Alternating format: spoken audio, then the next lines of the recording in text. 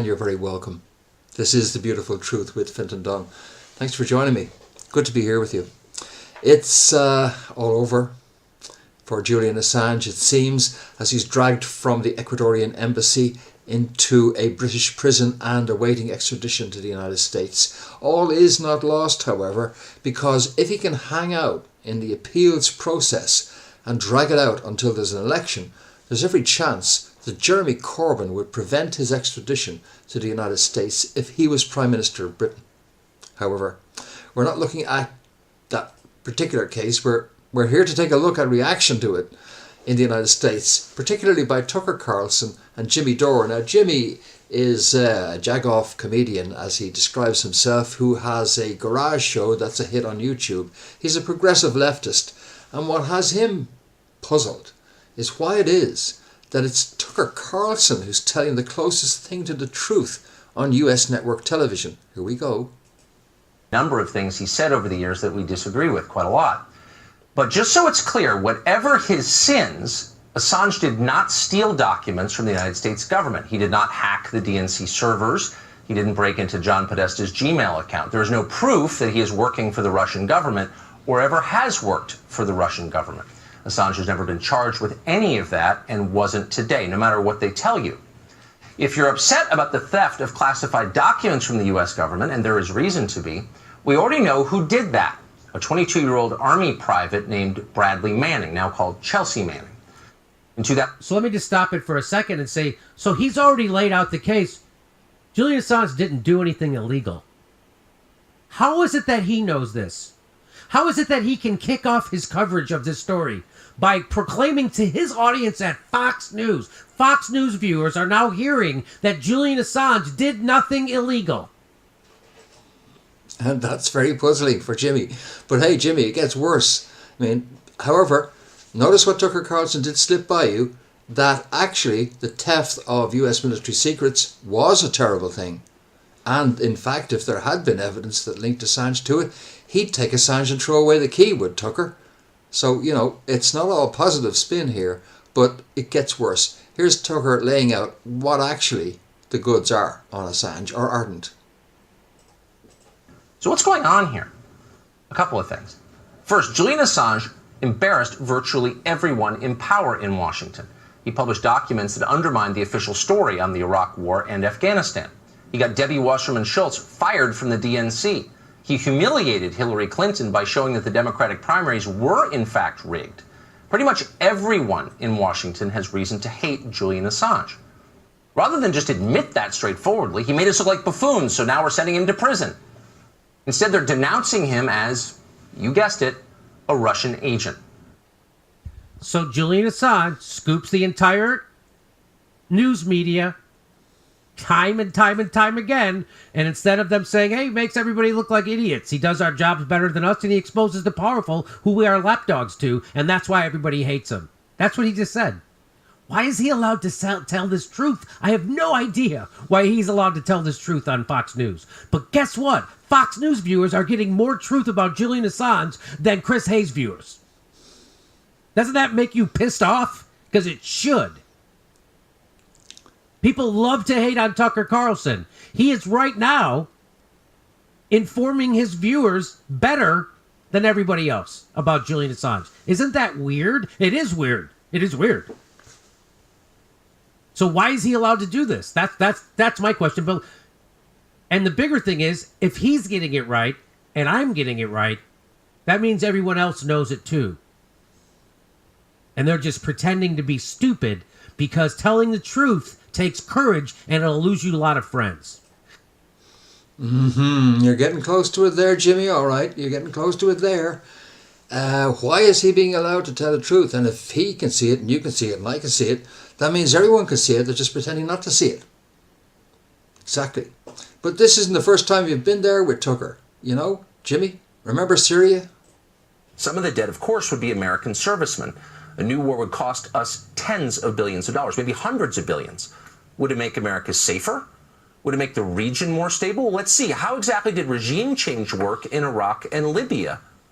Doesn't matter, say our moral leaders on CNN and everywhere else. Atrocities like this cannot be tolerated. Okay, But let's be real, we do tolerate atrocities like this all the time. For example, there's a devastating famine killing children in Yemen right now. The Saudis are causing that famine. Does this guy sound like he's just... Are we doing the same news show together? Are you kidding me? I've been doing... You look at our series, look at this, and then look at... He must have watched our video, and then he dropped this video. Or it's just so goddamn obvious. Yeah, it's just so goddamn obvious. You know, there's got to be a Tucker Carlson, Jimmy. There's always got to be. That's why. There's got to be a smart guy, a slick guy, a guy who can write his own scripts at home, a guy who knows, who's an editor in his brain, and he knows how to finesse his commentary. He knows how to play the game. Back in 2004, there was an election where Bush was up for re-election, and you know, most of America was out to get rid of him. But somehow it didn't happen. Somehow, some say the election was stolen in Ohio, but you couldn't get media coverage of that. Let's just take a look back at the mainstream media blackout, Andy Ohio, and a Tucker Carlson lookalike guy. Well, why do you think so many people that I know in my neighborhood are good Democrats are telling me, forget about it, it's over, there's nothing we can do? Because there's been a media blackout. Because nobody's talking about it. People haven't seen a smoking gun. For the 6 weeks since the election, somewhere around 20% of the nation's citizens have continued to doubt the election, and much of the other 80% have dismissed those doubts largely by saying, well, how come the Democrats aren't screaming about it? Or if there's a problem, where's the FBI? Or how come I haven't read about this in the New York Times? Our third story in the countdown today, the New York Times reported that the senior Democrat on the House Judiciary Committee... Okay. So there's Keith, and he's doing a great job there, and he's talking about what nobody wants to talk about, except for Keith, and it's quite true. There was a huge number of people interested in the stolen election. Nobody was talking about it except Keith. I published an article on the 24th of December, just the day before Christmas Day, on the eve of Christmas Eve, saying that Kerry was getting ready to unconcede the election. The reason I published the article was that the Kerry campaign, through one of their lawyers, had made a claim that only when a recount was completed could there be, quoting, can the integrity of the entire electoral process and the election of Bush-Cheney warrant the public trust. It was dynamite. It was the first time that anybody in the Kerry campaign had ever challenged the election, and I reported it. I didn't report it because I thought it was really good news. I reported it because I thought that this was something the Kerry campaign can't wriggle out of, because they've now challenged the election, because they were messing us around. They were pretending to challenge the election, making noises like they were, joining in other legal actions by the Greens and others, but not actually really getting stuck in and doing it. And I thought that admission that they were, you know, in effect questioning the integrity of the process and the election of Bush-Cheney, that was news, baby. And I ran with that on the 24th. And I also put it up on Democratic Underground, which has high traffic of progressives. And it went wildfire on Democratic Underground. The result was that just after Christmas, Keith Olbermann came back off his vacation on December 27th to do what? To publish an article in response to my article. And he actually quotes me without naming me in it. He says, one commentator, even wildly claiming that the statement was a precursor to a carry-on concession. Wildly claiming, although he admits later on, of course, I was just quoting them for what they said, and it wasn't actually tinfoil at all, what I said. But there was old Keith, and Keith's job, as I say, was to come in like that and be a gatekeeper, to shadow people who were actually covering it, like Break for News, and who are raising dangerous issues. So, coming back to Keith, I'd like you to take a look at Keith again.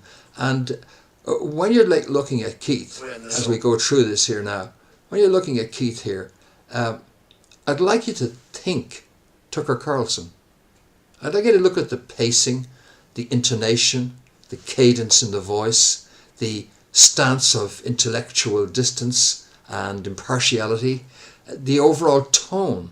Is it Tucker Olbermann or is it Keith Carlson? You decide.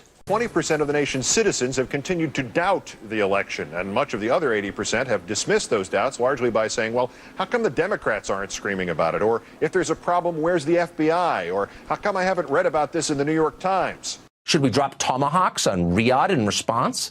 Not until it's on YouTube, apparently. When you conduct foreign policy by viral video, pictures are essential. And much of the other 80% have dismissed those doubts, largely by saying, well, how come the Democrats aren't screaming about it? Or if there's a problem, where's the FBI? See what I mean? You may not notice that stuff's been slipped by you. Stuff like, for example, this. Well, recently, a number of high-profile Democrats have been talking up an economic system called socialism. In Venezuela, they've had socialism for 20 years. The results? Not good. Some of the worst income inequality in the world. 90% of the country lives in poverty, while the ruling class vacations in Switzerland. Quite a...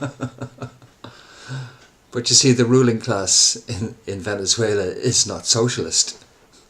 The spin is just so slick.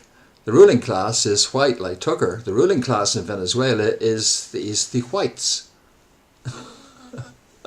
And it is the natives who are represented by the socialist government.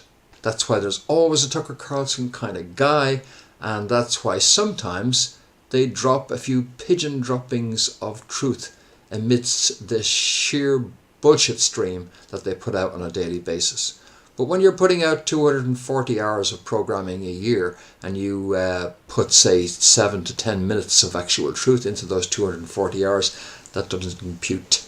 That's not worth it, folks. It's just bullshit.